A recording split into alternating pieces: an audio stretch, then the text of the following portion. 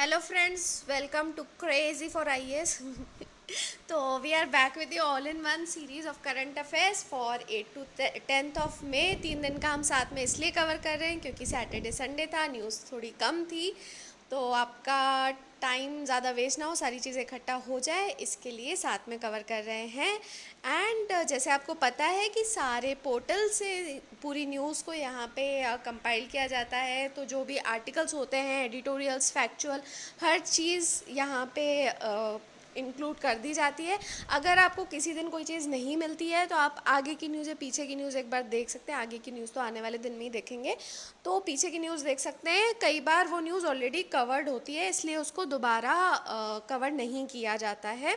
Gradually जब हम और रिवीजन स्टार्ट करेंगे तो हम टॉपिक्स को फिर से रिवाइज करते हुए और रिपीट करना शुरू कर देंगे। ओके, तो अभी के लिए हम ये न्यूज़ शुरू करते हैं क्योंकि वीडियो ऑलरेडी लंबा रहेगा, तो आप चाहें तो इसको फास्ट फॉरवर्ड करके देख सकते हैं। पहली न्यूज़ जो है उसमें United Nations Environment Programme UNEP ने दिया मिर्ज़ा का जो टर्म है as a goodwill ambassador extend किया है टिल 2022।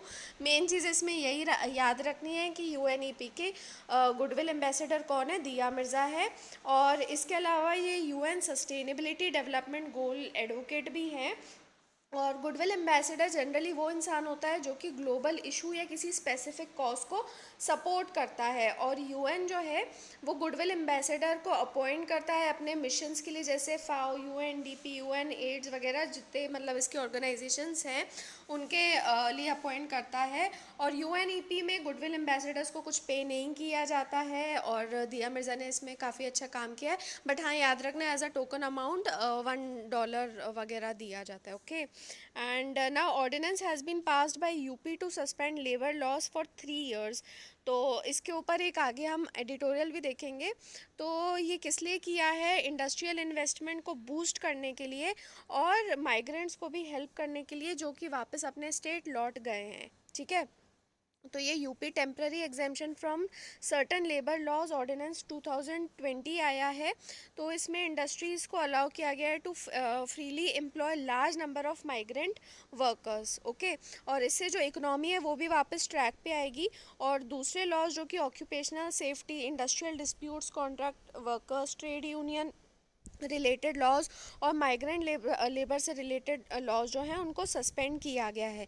अब एक चीज़ याद रखना कि जो लेबर है वो एक कॉन्करेंट सब्जेक्ट है, यानी दोनों स्टेट और सेंटर जो हैं वो उसके ऊपर अपने लॉज बना सकते हैं। तो अब स्टेट ने बना तो दिया है, तो इसमें बस अब सेंट्रल गवर्नमेंट का अप्रूवल लगेगा। Okay, now may 8 and 9th, it is a time of remembrance and reconciliation of those who lost their lives during Second World War। और ये हिस्टोरिक इवेंट था सेकेंड वर्ल्ड वॉर, जिस that led to the establishment of United Nations. और इसको 2004 में declare किया गया था, तब से यूएन सेलिब्रेट कर रहा है। वीई डे जो होता है उसको विक्ट्री इन यूरोप डे बोलते हैं, और ये यूरोप में मई 8 को माना जाता है। And it was the 75th anniversary this year which was being commemorated to end hostilities in Europe. लेकिन ये ऑफिशियल एंड नहीं था सेकेंड वर्ल्ड वॉर का। आप नहीं कह सकते मई 8 को सेकेंड वर्ल्ड वॉर ख़त्म हो गया था, क्योंकि जापान ने अगस्त 15 1945 तक सरेंडर नहीं किया था।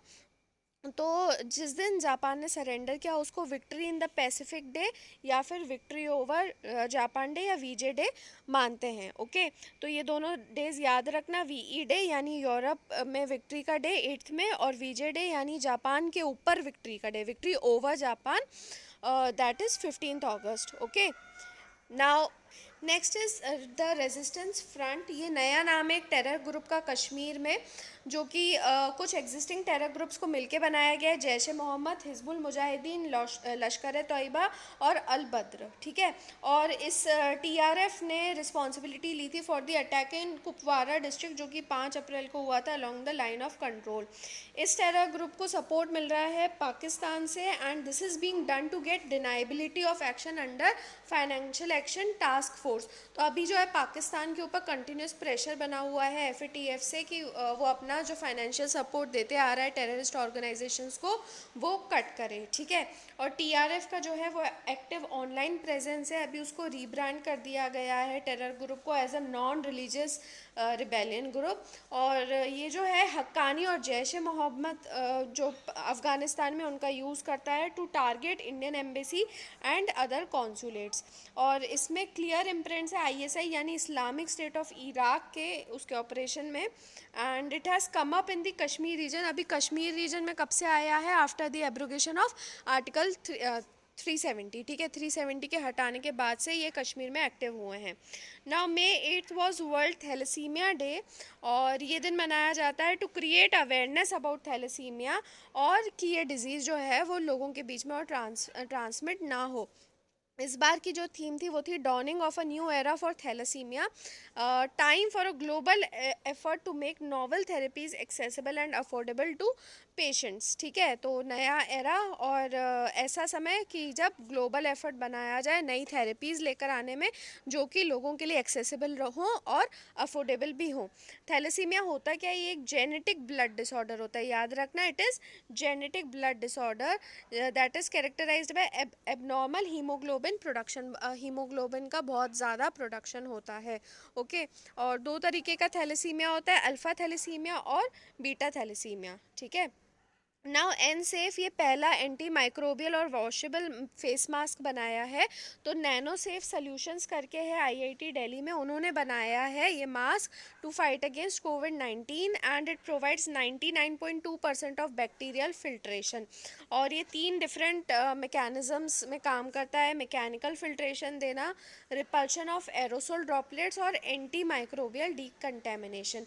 3 लेयर्स हैं इसमें। जो अंदर की लेयर है वो इनर हाइड्रोफिलिक लेयर है, और ये क्या करती है कि ये जो मॉइस्चर वगैरह है उसको एब्जॉर्ब कर लेती है, तो इसलिए ब्रीदिंग वगैरह में आसानी रहती है। सेकेंड लेयर जो है वो एंटी माइक्रोबियल एक्टिविटी के लिए है, और जो आउटर मोस्ट लेयर है वो वाटर और ऑयल रिपेलेंट बिहेवियर के लिए, और ये स्प्लैश रेजिस्टेंट भी है, यानी कि इसको बारिश में भी आप पहन सकते हो। ओके, तो एनसेफ याद रखना आईआईटी दिल्ली के नैनोसेफ सोल्यूशन ने बनाया है।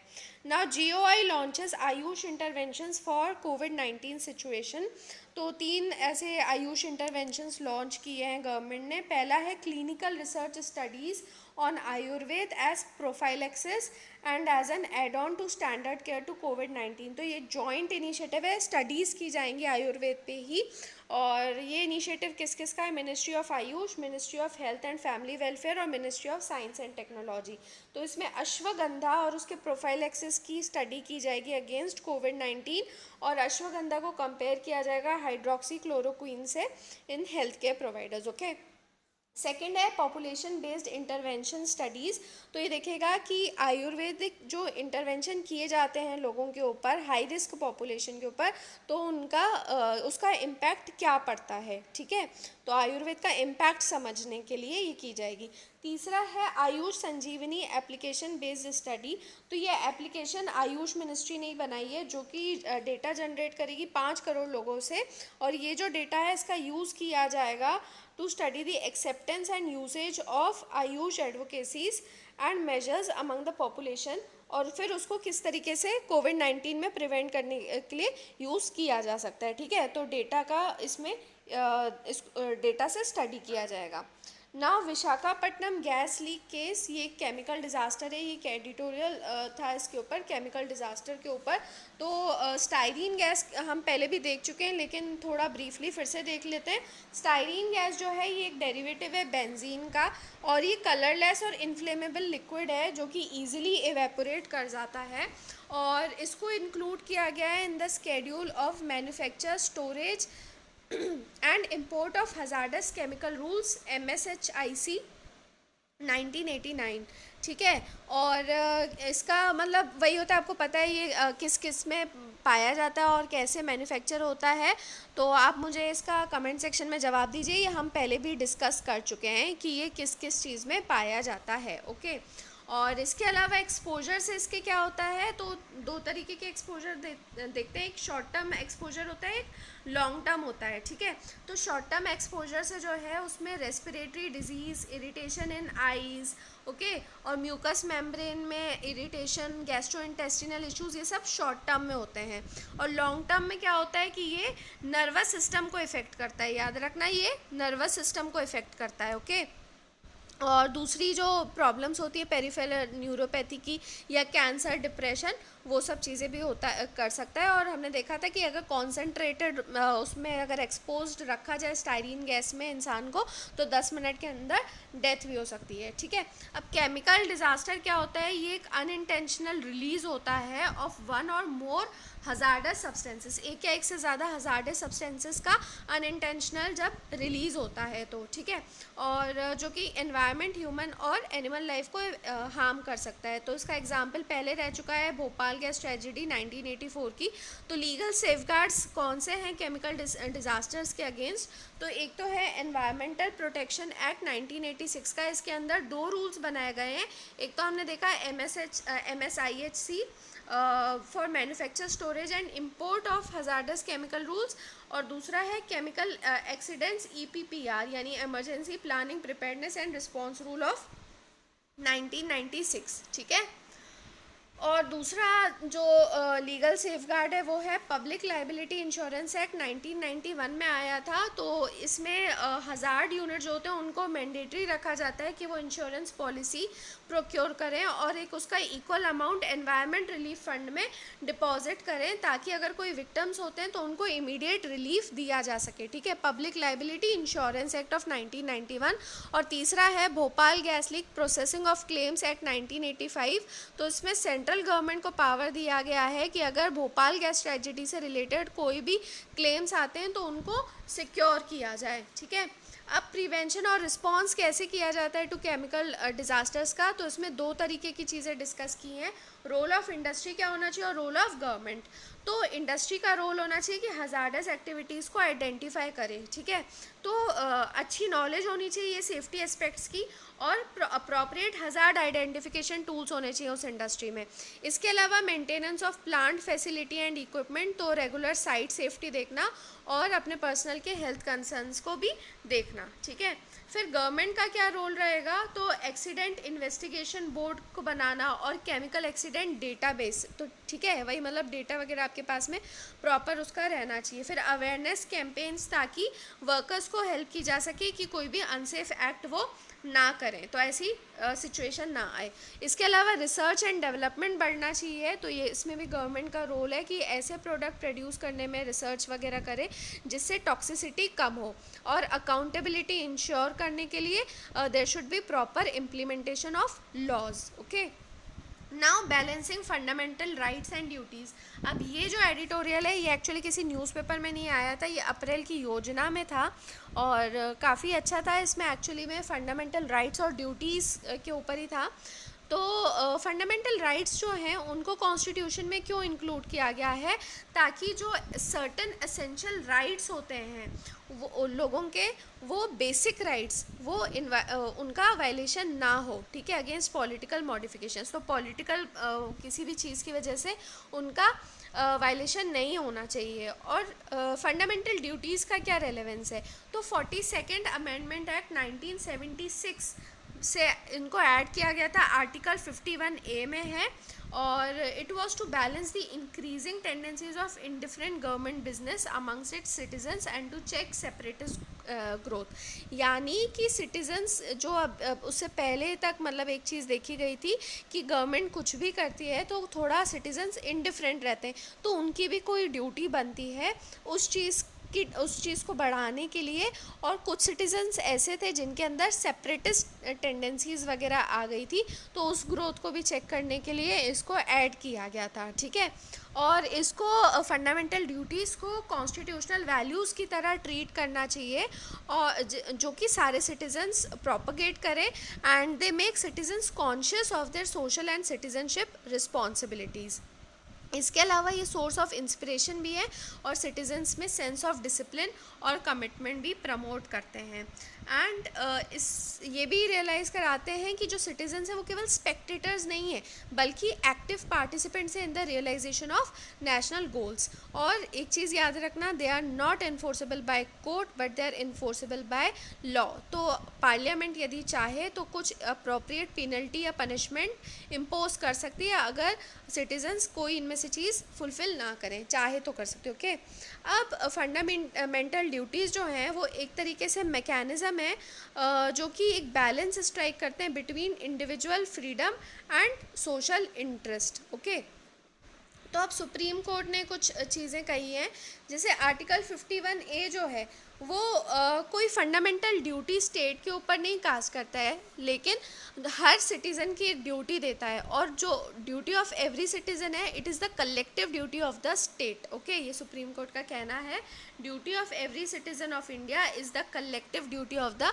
स्टेट। ओके, और Shyam Narayan Chouksey versus union of India जो ये केस हुआ था, इसमें सुप्रीम कोर्ट ने कहा था कि आर्टिकल 51A के तहत जो भी नेशनल सिंबल्स हैं उनकी रिस्पेक्ट करना हर सिटीज़न की ड्यूटी है, और मतलब जैसे नेशनल फ्लैग, नेशनल एंथम, इन सब की रिस्पेक्ट करना हर सिटीज़न की ड्यूटी है, ताकि एक सेंस ऑफ वननेस और नेशनलिज्म की भावना आए।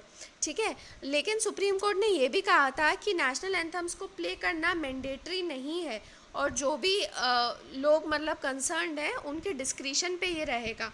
बट अगर नेशनल एंथम जब भी प्ले किया जाता है या गाया जाता है तो उस टाइम पे लोगों के लिए ज़रूरी है कि वो उसको रिस्पेक्ट शो करें as required under executive orders. Okay, उसी तरीके से आर्टिकल 51A का के और आर्टिकल 21A देखें तो वो स्टेट और पेरेंट्स पे एक शेयर्ड ऑब्लिगेशन डालता है एजुकेशन, बच्चों की एजुकेशन से रिलेटेड।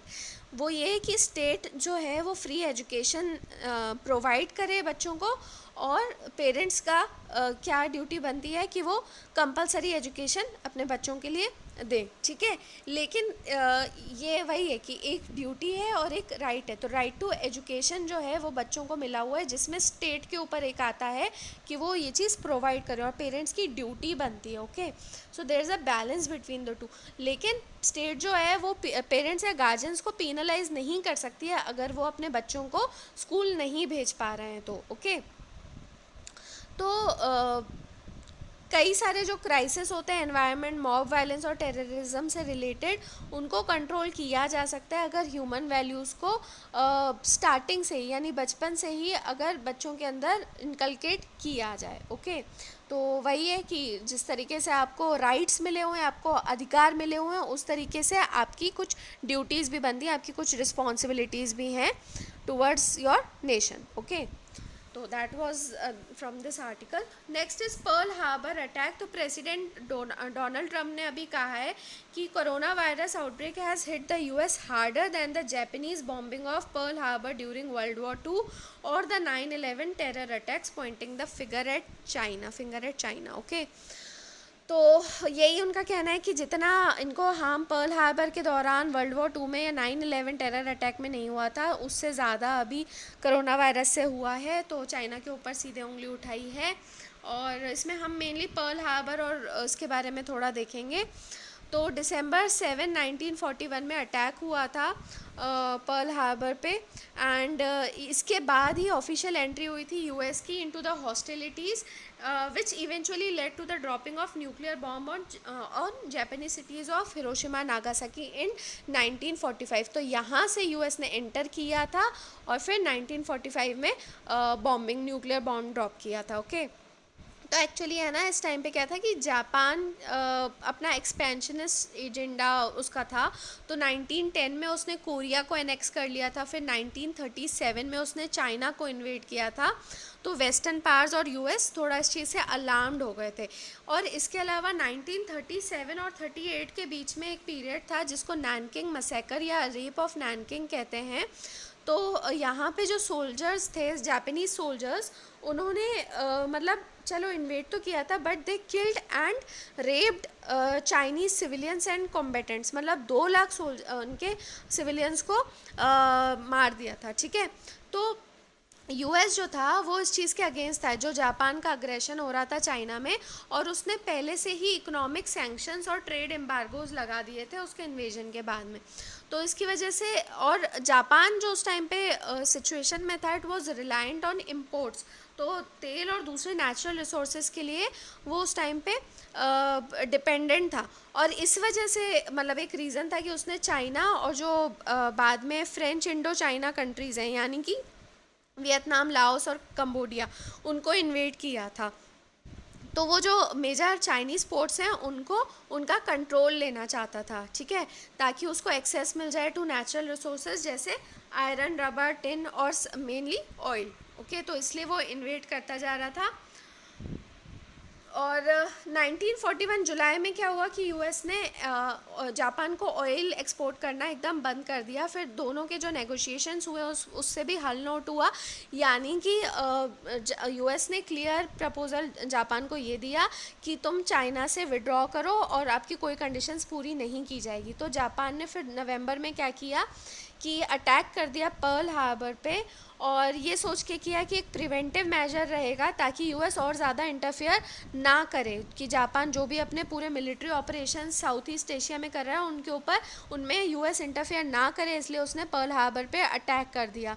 तो करीब 180 एयरक्राफ्ट जो थे वो जापानीज़ नेवी के, उन्होंने अटैक किया था यूएस नेवल बेस पे जो कि पर्ल हार्बर में थी on the island of Oahu इन हवाई। ठीक है, हवाई में पर्ल हार्बर पे अटैक किया था। लेकिन वो पूरी तरीके से वहाँ की जो फ्लीट थी, यूएस की फ्लीट थी, उसको डिस्ट्रॉय नहीं कर पाया। क्यों? उसने मेजर जो ऑयल टैंक्स, अम्यूनेशन साइट्स और रिपेयर फैसिलिटीज़ थी, और इनफैक्ट उस टाइम पे कोई यूएस एयरक्राफ्ट कैरियर भी नहीं था, तो इन सब चीज़ों को उसने मिस कर दिया था। तो अगले ही साल 1942 जून में this came to haunt the Japanese. तो यूएस फोर्सेस ने फिर एकदम से विक्ट्री ली थी in the battle of Midway, जिसने पूरा ये जो पैसिफिक में वॉर चल रहा था उसकी टाइड का जो डायरेक्शन थी वो चेंज कर दी थी। ठीक है, तो मतलब बेसिकली जापान पूरी तरीके से सक्सेसफुल नहीं था, जिसकी वजह से बाद में उसको बहुत ज़्यादा भुगतना पड़ा था। Okay, now next is Mahakavach app. तो ये गवर्नमेंट ऑफ महाराष्ट्र ने लॉन्च की, ये real time digital contact tracing mobile application है, और ये सिटीजन्स को इनेबल करती है कॉन्टैक्ट ट्रेसिंग के लिए, जियो फेंसिंग के लिए, और जो क्वारंटीन कोविड-19 पेशेंट्स हैं उनको ट्रैक करने के लिए। और इसमें सेल्फी अटेंडेंस फीचर है ताकि वर्चुअल अटेंडेंस हो सके, लेकिन ये सबके लिए एक्सेसिबल नहीं होगी, और जो टारगेटेड केसेस हैं उन्हीं में यूज़ की जाएगी। मेन ये चीज़ याद रखना है, महाकवच गवर्नमेंट ऑफ महाराष्ट्र की ऐप है कोविड के लिए। Okay, now Indian rupee US dollar future and options contracts have been launched by finance minister. तो अब ये बीएसई और एनएसई में आपको दिखेंगे। तो ये इसको लॉन्च किया गया है गिफ्ट सिटी में, that is the international financial service centre IFSC in Gandhinagar Gujarat, वहाँ पे इसको लॉन्च किया गया है। और ये क्यों किया गया है? ताकि इकोनॉमिक एक्टिविटी और एम्प्लॉयमेंट को बढ़ाया जा सके। तो काफ़ी ज़्यादा जो अभी इंडिया का मार्केट शेयर है वो इंटरनेशनल फाइनेंशियल सेंटर्स में चला गया है। तो अब उन बिज़नेस को अब वापस लेकर आने के लिए, और गिफ्ट सिटी जो है इसको इंटरनेशनल मतलब एक वर्ल्ड क्लास बिजनेस एनवायरनमेंट भी दिया जा रहा है, तो दूसरी कंट्रीज़ भी यहाँ पे पार्टिसिपेट करें, इसलिए ये सारे स्टेप्स उठाए जा रहे हैं। फ्यूचर और ऑप्शंस क्या होते हैं? ये फाइनेंशियल प्रोडक्ट्स होते हैं जो कि अलाउ करते हैं इन्वेस्टर्स को कि वो शेयर्स यहाँ पे खरीद सकते हैं या बेच सकते हैं at a specific price by a specific date. तो ऑप्शंस जो रहते हैं उसमें तो आपके पास में ऑप्शन रहता है कि आप शेयर्स को कभी भी बेच सकते हो या खरीद सकते हो जब तक वो कॉन्ट्रैक्ट वैलिड हो, ओके, एट एनी टाइम। लेकिन फ्यूचर्स कॉन्ट्रैक्ट में क्या होता है, बायर और सेलर जो होते हैं उनको केवल एक स्पेसिफिक फ्यूचर डेट पे ही ट्रांजैक्शन करना होता है। ठीक है, अब ऑप्शन जो होते हैं वो दो तरीके के होते हैं। पहला होता है कॉल ऑप्शन, इसमें it is used to buy a stock at the strike price, मतलब बिडिंग होती है तो जिसका ज़्यादा वो होगा बिड होगा उस वो स्टॉक को ले सकता है, तो वो कॉल ऑप्शन हो गया। और पुट ऑप्शन होता है it is used to sell a stock at a specific price, तो आप केवल एक ही प्राइस पे उसको सेल कर सकते हो। Okay, now May 19 was world migratory bird day. तो ये एक एनुअल कैंपेन है यूएन एनवायरनमेंट प्रोग्राम का, अवेयरनेस क्रिएट करता है about the need to conserve migratory birds and their habitats. और इस बार की थीम थी बर्ड्स कनेक्ट आवर वर्ल्ड। तो ये जो है इसका मेन फोकस था इकोलॉजिकल कनेक्टिविटी और इको इंटीग्रिटी ऑफ इकोसिस्टम पे। कई सारी कंट्रीज से बर्ड्स माइग्रेट होके जाती हैं तो वो आपस में कनेक्टेड रहें ताकि उन बर्ड्स को प्रोटेक्ट किया जा सके। और इसके अलावा इसका फोकस था ऑन ट्रैकिंग टेक्नोलॉजीज़, ताकि जो माइग्रेटरी बर्ड्स के जो पूरे रूट हैं उनको एक्सप्लोर किया जा सके। ओके, वर्ल्ड माइग्रेटरी डे जो है वो पहली बार इंट्रोड्यूस किया गया था 2006 में at the convention on the conservation of migratory birds of wild animals, यानी CMS कन्वेंशन बोलते हैं, और इसी को बॉर्न कन्वेंशन भी बोलते हैं। ठीक है, तो ये एक ग्लोबल प्लेटफॉर्म है माइग्रेटरी बर्ड्स के कंजर्वेशन और सस्टेनेबल यूज़ के और उनके हैबिटेट्स के, प्लस जो जिन कंट्री से वो पास होते हैं, ठीक है, तो जहाँ पे उनका हैबिटेट है और जहाँ से वो पास होते हैं, तो ये जो पास होने वाली कंट्रीज़ होती हैं इनको रेंज स्टेट्स कहा जाता है। ओके, और ये लीगल फाउंडेशन भी देता है जो CMS कन्वेंशन है। ये अकेली ऐसी ग्लोबल और UN based inter governmental organisation है जो कि टेरेस्ट्रियल, एक्वेटिक और एवियन माइग्रेटरी स्पीशीज़ को कंजर्व करता है और उनका रूट मैनेज करता है, ठीक है। और अभी इनके लिए माइग्रेटरी बर्ड्स के लिए मेन इश्यूज़ क्या हैं? एक तो मैन मेड स्ट्रक्चर्स, वो सबसे ज़्यादा थ्रेट पोज करते हैं to more than 350 species of migratory birds, खासकर रात के समय, ठीक है।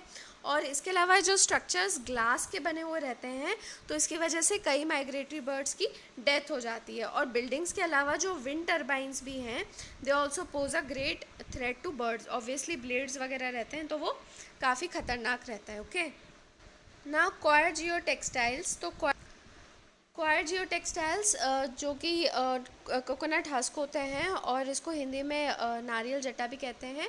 सो it is used to prevent soil erosion in river embankment, slopes और माइन स्लोप स्टेबलाइजेशन के लिए यूज़ किया जाता है। और इसके अलावा जो लो वॉल्यूम रूरल रोड्स होते हैं वहाँ पे री इन्फोर्समेंट मटेरियल की तरह भी यूज़ किया जाता है। इसके लीडिंग प्रोड्यूसर्स याद रखना इंडिया और श्रीलंका है, और ये 90% of global coir fibre production में अकाउंट करते हैं। इंडिया में अगर आप देखो तो 5.5 लोग इस इंडस्ट्री में एम्प्लॉयड हैं। और इंडिया के पास में प्रोडक्शन काफ़ी होता है, लेकिन केवल 50% जो है कोकोनट हस्क का वो कॉयर इंडस्ट्री में यूज़ किया जाता है। बाकी के हस्क को फ्यूल की तरह यूज़ कर लिया जाता है रूरल एरियाज़ में। और इस केवल 50% से इंडिया जो है वो पूरे वर्ल्ड की 2/3 रिक्वायरमेंट को पूरा करता है, ठीक है, only with the 50% of it. Okay, now amendments to prime minister research fellowship scheme.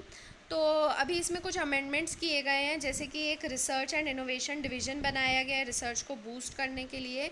इसके अलावा जो मेजर इंस्टीट्यूट्स हैं, central institutes IISc, NIT, IIT, IIIT, इनको छोड़ के बाकी स्टूडेंट्स के लिए गेट स्कोर को मैंडेटरी रखा गया है। और 2020-21 से जो है 2 चैनल रहेंगे एंट्री के, एक तो डायरेक्ट एंट्री और दूसरी लैटरल एंट्री होगी उन स्टूडेंट्स के लिए जो कि PMRF स्कीम के अंडर PhD लेना चाहते हैं। ये स्कीम काय के लिए है? ताकि क्वालिटी ऑफ रिसर्च को बढ़ाया जा सके हायर एजुकेशनल इंस्टीट्यूशंस में, और अच्छे टैलेंट को अट्रैक्ट किया जा सके। और इसको पहली बार इंट्रोड्यूस किया गया था यूनियन बजट ऑफ 2018-19 में। और कौन कौन से इंस्टीट्यूट्स इसके लिए एलिजिबल हैं? वो हैं आइसर्स, IIT, IISc बैंगलोर और दूसरी टॉप सेंट्रल यूनिवर्सिटीज़ और NITs। Now, Shikatkar committee has suggested the abolition of 9,304 military engineering services। तो ये कमेटी जो है ये लेट डिफेंस मिनिस्टर मनोहर पारिकर ने बनाई थी 2016 में, ठीक है। 11 मेंबर कमेटी थी ये। और इस कमेटी ने कई सारे रिकमेंडेशंस दिए हैं, जैसे closure of military farms and postal establishments in peace regions, जहाँ पे पीस रीजन्स है वहाँ पे बंद कर दो। फिर जो ड्राइवर्स और क्लरिकल स्टाफ को अपॉइंट किया जाता है उनके स्टैंडर्ड्स का इन्हांसमेंट, ठीक है। करीब इन्होंने 99 रिकमेंडेशंस दिए हैं। और इसके अलावा फिर कई सारे चेंजेस बताए हैं in the reorganisation of the army headquarter. और जो नंबर ऑफ़ ऑफिसर्स हैं उनको भी रिड्यूस कर दिया जाए टू 200।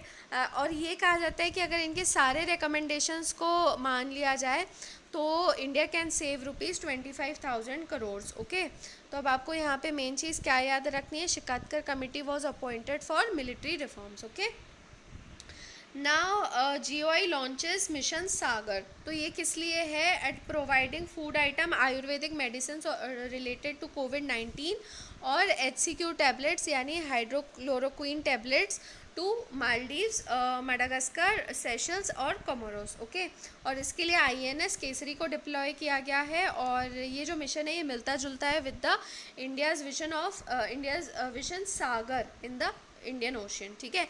तो विजन सागर क्या है, 2015 में इंडिया ने इंट्रोड्यूस किया था विजन ऑफ इंडियन ओशियन, जिसका नाम था सागर, यानी security and growth for all in the region. Okay, याद रखना, security and growth for all in the region.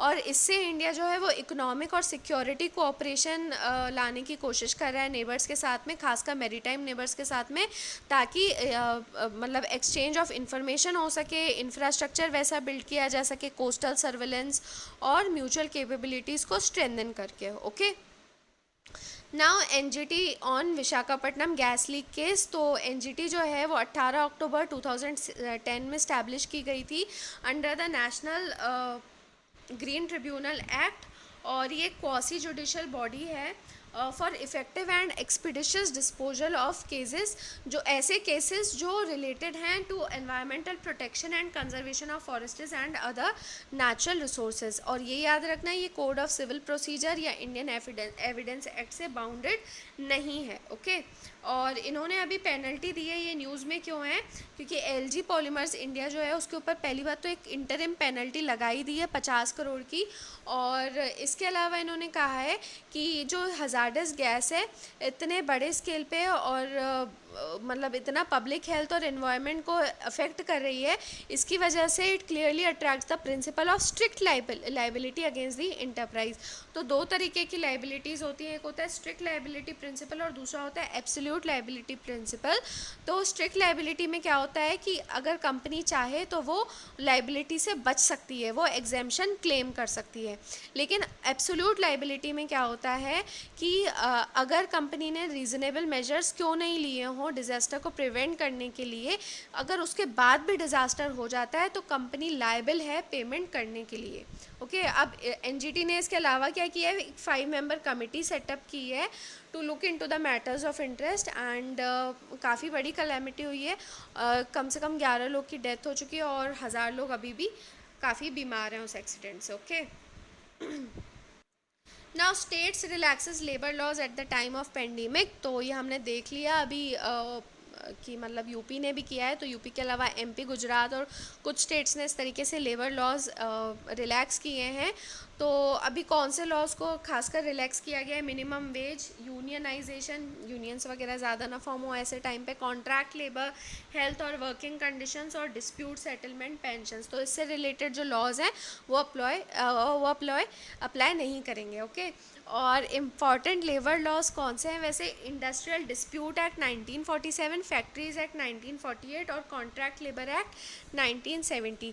और मेजर चेंजेस क्या किए गए हैं, एक तो वर्किंग आवर्स बढ़ा दिए गए हैं, 8 से 12 घंटे कर दिया गया है, मतलब ये एम्प्लॉयर साइड पे मतलब वो किया गया है कि उनको भी थोड़ा फ़ायदा मिले इंडस्ट्रीज़ वगैरह को, ताकि हमने देखा अभी पहले भी कि यूपी के जो लॉज अभी वो किए गए थे वो इसलिए किया गया था ताकि इकोनॉमी को वापस ट्रैक पे लेकर आया जा सके और इंडस्ट्री में इन्वेस्टमेंट्स वगैरह ये सब चीज़ें बढ़ाई जा सकें। ओके, एंड और क्या किया है, employer is not bound to provide light, first aid, canteen, rest time, ventilation to workers. ठीक है, और इसके अलावा इनको एडल्ट और चाइल्ड वर्कर्स का रजिस्टर मेंटेन करने की भी ज़रूरत नहीं है।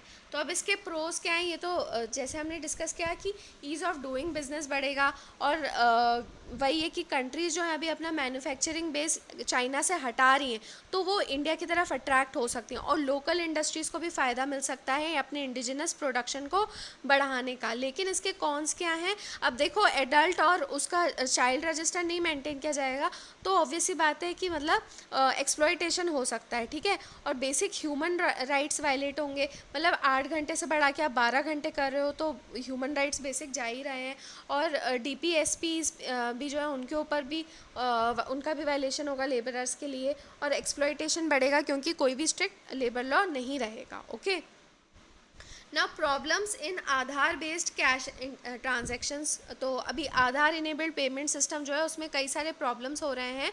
तो माइक्रो एटीएम से जो विड्रॉल हो रहे थे वो काफ़ी ज़्यादा बढ़ गए हैं अभी कोविड की वजह से, और एकदम से बहुत ज़्यादा सर्ज होने की वजह से जो है ट्रांजैक्शंस फेल हो रहे हैं।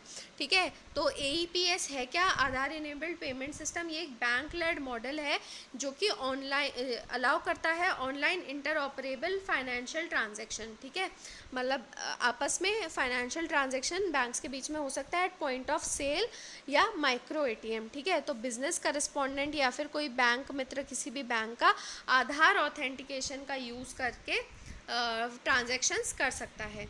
अब मेन रीजंस क्या है फेलियर के, तो सबसे बड़े बड़े जो दो मेन रीजंस हैं वो हैं, एक तो बायोमेट्रिक मिसमैच होना और दूसरा ट्रांजैक्शन का टाइम आउट हो जाना, ठीक है, क्योंकि कई बार बैंक से या फिर national payment corporation of India switch जो है उससे रिस्पॉन्स नहीं आता है। इसके अलावा दूसरे रीजंस क्या हैं कि अकाउंट यदि प्रॉपरली लिंक्ड ना हो आधार से, या फिर उसमें इनसफिशिएंट फंड्स हो, या ब्लॉक्ड या फ्रीज हो गया हो, या फिर एक दिन के लिए मैक्सिमम ट्रांजैक्शंस एक्सीड हो गए हो। ओके, तो ये आया क्यों था वैसे, फाइनेंशियल इंक्लूजन को प्रमोट करने के लिए, डिजिटल पेमेंट प्रोवाइड करने के लिए, खासकर रूरल और रिमोट एरियाज़ में। तो अब इस वजह से रिफॉर्म्स की काफ़ी ज़्यादा नीड है।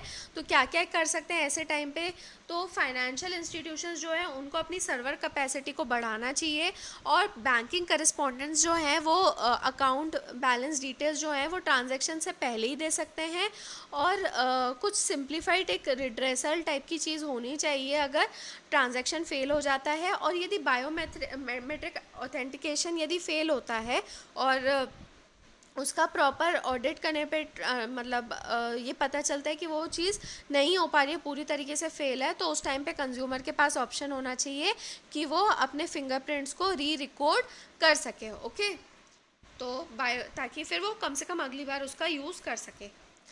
Now one nation one ration by June, तो इस स्कीम के तहत एक कोई भी बेनिफिशियरी जो होगा, ही और she will be able to avail benefits across the country using the same ration card under national food security act of 2013।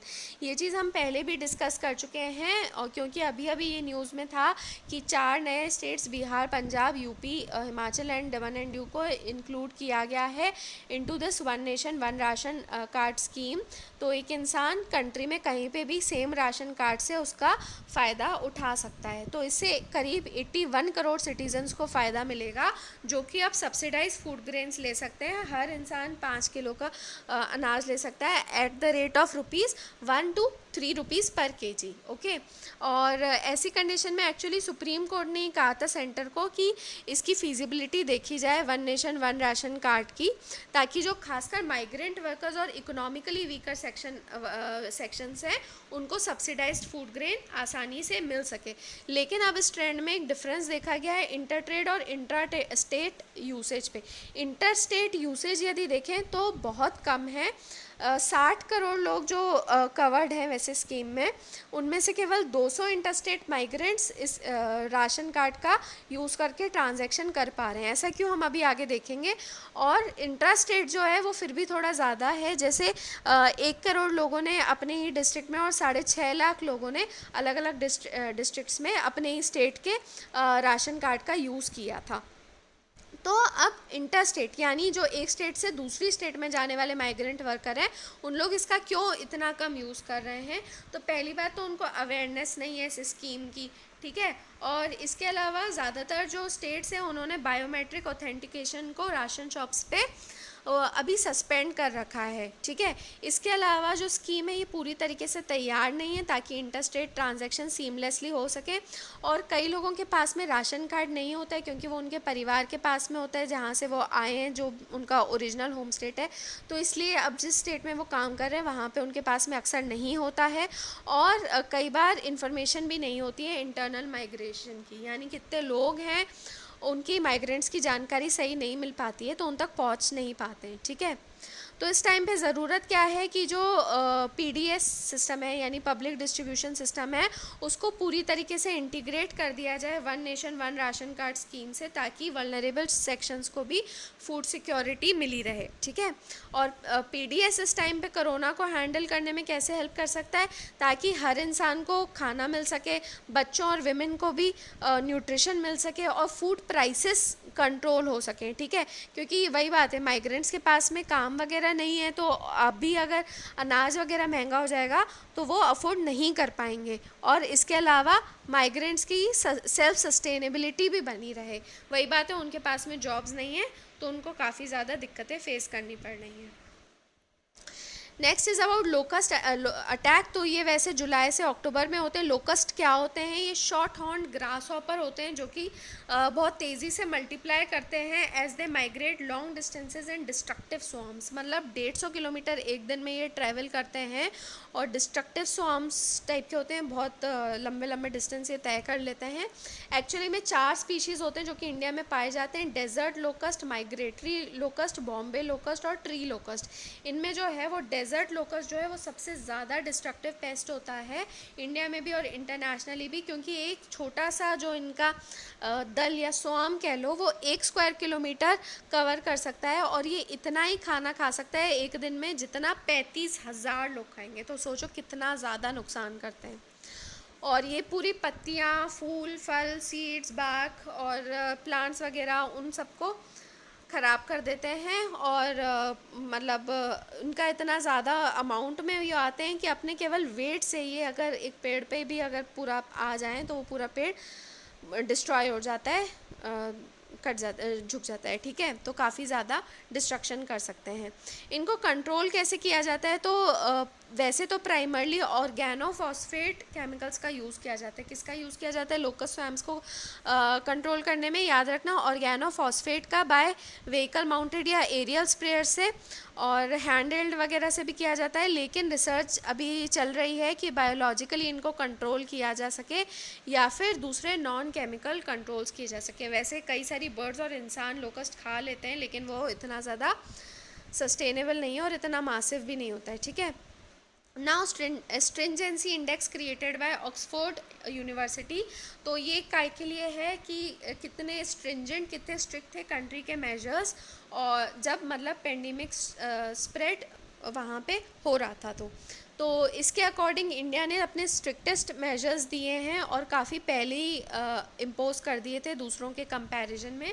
ये स्ट्रिंजेंसी इंडेक्स बेसिकली क्या है? ये एक नंबर है 0 से 100 तक और इसमें याद रखना है इंडिया को पूरे 100 आए हैं। पहली बार हम किसी चीज़ में बहुत अच्छे रहे हैं जो कि ये इंडिकेटर्स को रिफ्लेक्ट करता है। तो हायर स्कोर मतलब हायर लेवल ऑफ स्ट्रिंजेंसी।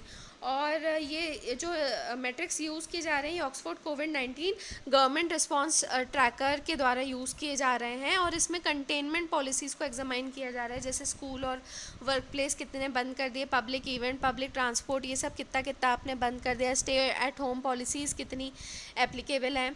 और इसके अलावा इन्होंने एक डेथ कर्व और स्ट्रिंजेंसी स्कोर को भी साथ में मिला के बताया है। तो कुछ कंट्रीज़ में तो ये देखा गया था कि जब वो हाईएस्ट स्ट्रिंजेंसी पे पहुँचे थे तो उस टाइम पे उनकी डेथ्स जो थी वो फ्लैटन होने लगी थी, जैसे इटली, स्पेन और फ्रांस। तो वहाँ पे ऑलरेडी इतनी ज़्यादा मुश्किलें आ गई थी कि एकदम से उनको स्ट्रिक्ट मेजर्स लगाने पड़े तो फिर वो डेथ कर्व जो था वो फ्लैटन हो गया। लेकिन यूके, यूएस, इंडिया में ये देखा गया है कि स्ट्रिक्ट मेजर्स लगाने के बाद में भी डेथ कर्व जो है वो फ्लैटन नहीं हुआ है। और दूसरी कंट्रीज़ कौन सी है 100 स्कोर वाली? एक तो इंडिया बता दी, उसके अलावा Honduras, Argentina, Jordan, Libya, Sri Lanka, Serbia और रुवांडा। अब WHO ने कुछ रिकमेंडेशंस दिए हैं फिज़िकल डिस्टेंसिंग मेजर्स के हर कंट्री को। एक तो कि ट्रांसमिशन को कंट्रोल किया जाए उस लेवल पे ताकि हेल्थ केयर सिस्टम मैनेज कर सके और हेल्थ केयर सिस्टम जो है वो डिटेक्ट और आइसोलेट कर सके सारे केसेस, ना केवल सीरियस वंस। इस चीज़ पे इंडिया की रैंकिंग मतलब इंडिया को थोड़े से कम पॉइंट्स मिले हैं। और इसके अलावा क्या करना है कि जो ट्रांसफ़र होता है लोगों का to and from high risk transmission zones उसको मैनेज किया जाए और कम्युनिटी इंगेजमेंट रहे। Okay, now to sustain growth India needs physical stimulus. तो इंडिया के ग्रोथ प्रॉस्पेक्ट्स देखे गए हैं इसमें 2020-21 के लिए। तो जीवीए जो है ग्रॉस वैल्यू एडिड, इसको 8 ब्रॉड सेक्टर्स में डिवाइड किया गया है। Forgot to add the figure. Okay, तो ये मैं आपको आगे मतलब बता दूंगी। I show you the figure. Okay, और सारे सेक्टर्स जो हैं वो डिस्टर्ब हुए हैं। वैसे जो उसमें फ़िगर में थी वो सारी जानकारी यहाँ पर है तो आप देख सकते हो। तो मेजर सेक्टर्स कौन से हैं? ग्रुप ए सेक्टर, इसमें 2 सेक्टर्स आते हैं। ठीक है, इसमें आते हैं आपके एग्रीकल्चर और अलाइड सेक्टर्स और पब्लिक एडमिनिस्ट्रेशन, डिफेंस और एंड अदर सर्विसेज। तो इसमें ये देखा गया है कि ग्रोथ जो रहा है वो इनमें हाईएस्ट रहा है और बहुत कम डिसरप्शन रहा है इन सेक्टर्स में। सबसे अच्छा ग्रोथ इन्हीं में रहा है, एग्रीकल्चर और पब्लिक एडमिनिस्ट्रेशन वगैरह में। दूसरा जो है वो है ग्रुप बी सेक्टर्स। इसमें 4 सेक्टर हैं जिन्होंने एवरेज डिसरप्शन फेस किया है। तो कौन कौन से हैं? माइनिंग एंड क्वेरिंग, फिर electricity, gas, water supply and other utility services, फिर कंस्ट्रक्शन एंड उसके अलावा financial, real estate and professional services. ठीक है, तो इनमें जो है वो एवरेज डिसरप्शन हुआ है। ग्रुप सी सेक्टर जो है वो मैन्युफैक्चरिंग सेक्टर है, इसने बहुत ज़्यादा सफ़र किया है। लेकिन इस एडिटोरियल में इनका कहना था, राइटर का, कि अगर सही स्टिमुलस दिया जाए और प्रॉपरली डिमांड को सपोर्ट किया जाए तो इसको सेक्टर को बढ़ाया जा सकता है गवर्नमेंट पॉलिसी से। एंड ग्रुप डी जो है वो है, this group has suffered maximum disruption. ये कौन सा है? Trade, hotels, restaurants, travel and tourism. Okay, तो ट्रेडिंग, ट्रैवलिंग, टूरिज़्म, कम्युनिकेशन, इन सब ने सबसे ज़्यादा डिसरप्शन फेस किया है, सबसे ज़्यादा लॉस में गए हैं। ओके, तो क्या क्या मेजर्स वैसे अभी तक लिए गए हैं? मॉनेटरी पॉलिसी इनिशिएटिव्स लिए गए हैं, आरबीआई ने भी कई सारे स्पेशल फाइनेंसिंग फैसिलिटीज़ दिए हैं, और सेंटर ने भी रिलीफ पैकेज अभी दिया है 1.7 लाख करोड़ का। और एक्चुअल जो लेकिन ग्रोथ आउटकम रहेगा इंडिया का, वो 3 एरियाज़ पे डिपेंड करेगा। किस स्पीड से इकोनॉमी को खोल रहे हैं, और कितनी तेज़ी से, टाइम कितना लग रहा है वायरस का स्प्रेड रोकने में, और गवर्नमेंट फिर किस तरीके से पॉलिसी सपोर्ट दे पा रही है। तो फिजिकल स्टिमुलस जो अब दे सकते हैं वो 3 तरीके से देख सकते हैं। एक तो रिलीफ एक्सपेंडिचर करके, ताकि जो पुअर और जो मार्जिनलाइज लोग हैं उनको मतलब प्रोटेक्ट किया जा सके। फिर डिमांड सपोर्टिंग एक्सपेंडिचर, यानी कि डिमांड क्रिएट की जा सके, ताकि जो लोगों के पास में पर्सनल डिस्पोजेबल इनकम है वो बढ़े, और गवर्नमेंट भी जो है वो गुड्स और सर्विसेज को परचेज करे। इसके अलावा bail out for industry and financial institutions. ठीक है, तो उसके लिए भी गवर्नमेंट काफ़ी कुछ कर रही है, जैसे हमने लेबर लॉस वगैरह के लिए भी देखा है, और एफआईज के लिए भी जैसे पैकेज वगैरह ऑलरेडी गवर्नमेंट दे चुकी है। Okay, so that was all from the news of these 3 days। I hope आपको अच्छी लगी होगी। अगर अच्छी लगी तो प्लीज़ इस चैनल को सब्सक्राइब करें, इस वीडियो को शेयर करें, लाइक करें, और अपना फीडबैक ज़रूर दें। So keep studying friends and stay crazy. Have a nice day.